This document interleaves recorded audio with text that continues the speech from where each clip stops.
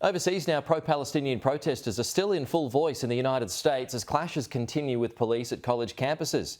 Joining us live now is Noa Tishby. Noa, good to see you. Thanks for your time as always. So you've got these graduation ceremonies that are underway this weekend in the States, but some encampments still remain. So how are you feeling about it all? Well, I'm feeling terrible about this, especially because today is Holocaust Remembrance Day, and here we are again. Jews are being marginalized out of campuses in America this time and not in Germany. It's very disturbing.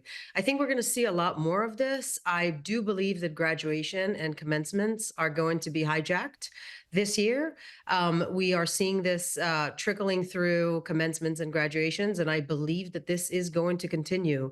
As I said on my social media, and I say this a lot, these demonstrations are 100% wrong. I understand that some of these kids think that they're doing the right thing for humanity, but they're not. These demonstrations are not peaceful. They are not grassroots. They're very well organized, and they're just not true. They are on the wrong side of history here. I've spoken to so many people about these protests as well, Noah, and, there is this cohort that is there protesting peacefully, but it's basically been hijacked by these others who are protesting against police brutality, all kinds of other things. And there are protesters who are there not even knowing what they're protesting.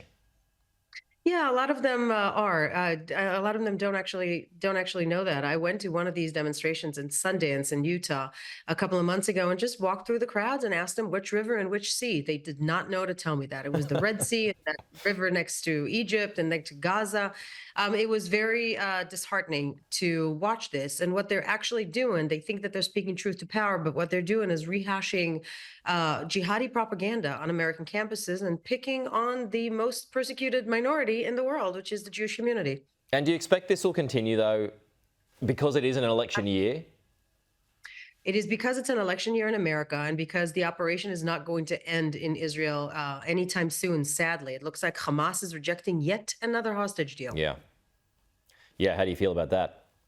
I feel terrible. I think these hostages need to return home, and this is how we can get a ceasefire immediately. And good point there. I mean, in these protests, it's all forgotten, isn't it? I mean, that there are more than 130 hostages who are still there in Gaza. Yeah, they are. If everybody, look, the world is calling on Israel to cease fire.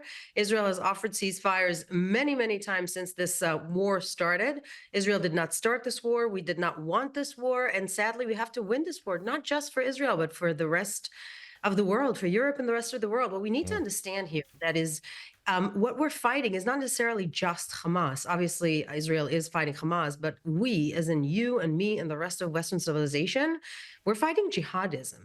This is what this is about. We need to fight and actually take that idea out of normal society. There's nothing Islamophobic about saying that you resist and reject jihadism in every form. This is not a war against the Palestinian people. This is not a war against all the Muslim world, but it is certainly a war against jihadi agenda, which sadly is being now perpetuated on college campuses around the West. Noa Tishby, it's good to talk. We'll chat to you again soon.